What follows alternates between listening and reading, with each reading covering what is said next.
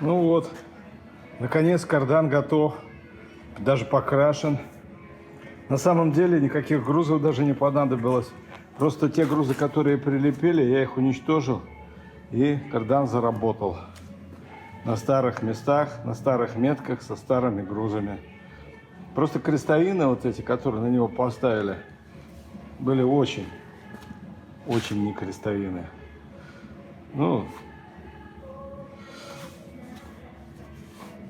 что было, то было. Теперь кардан в идеальном состоянии. Кому нужно карданы на джипы, приезжайте. Да не только на джипы.